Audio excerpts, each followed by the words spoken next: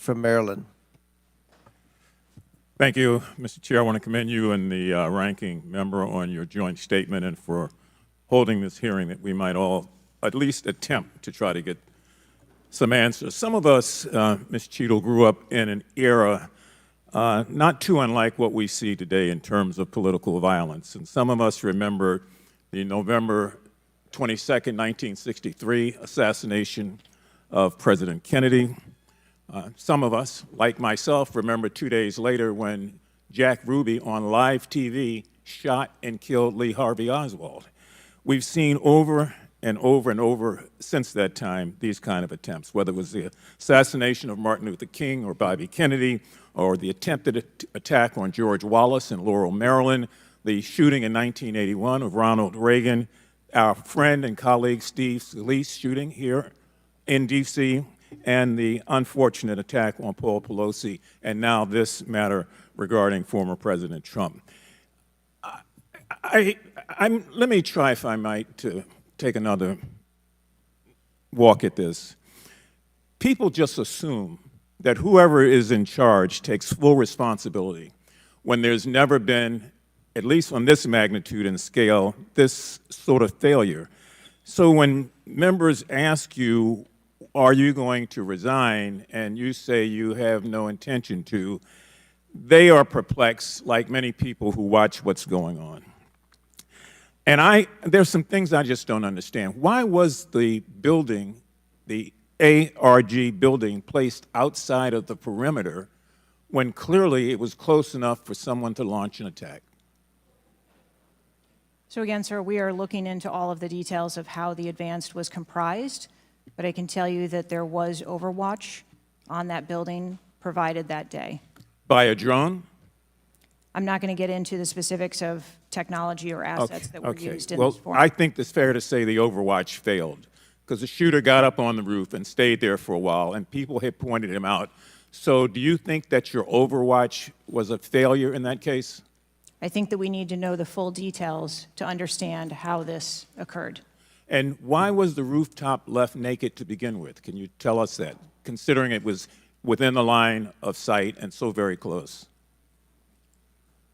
Again, I can't speak to the specifics of this particular event site, but what I can tell you is that when the Secret Service develops an advance plan, they take into account a number of factors when they're building their advance.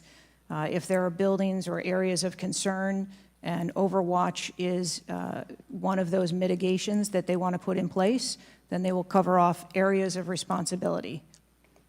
I understand that, but the shooter came to the attention of your agency 52 minutes before the former president got to the stage. Did anybody get assigned to watch or cover that individual who had already been seen with a advanced finder on him and other suspicious matters? Was anybody assigned to track him? So what I'd like to clarify is that a suspicious individual I got that part. was It's brought not a threat. to the attention I know. of our personnel. And again, having a rangefinder at an outdoor event. Well, let me ask you this. When the suspicious person was brought to the attention of the Secret Service, was anybody in the detail ordered to follow and stay with that suspicious person just because they might become a threat? So we have a number of teams that are on the ground. And again, we are trying to verify the timelines of when those notifications were made to our personnel so that they could assume the responsibility of trying to track that individual. Ms. Cheadle, there has been a lot of discussion, some of which raised itself earlier in this hearing, about poor staff morale within your agency. And I have the July 17th report of Government Executive, which is a credible reporting service for the federal government, for employees. And the 2023 ranking of places to work within the federal government showed, and this is through the Office of Personnel Management, that the Secret Service came in 413th out of 459 sub-agencies and agencies. Can you explain that?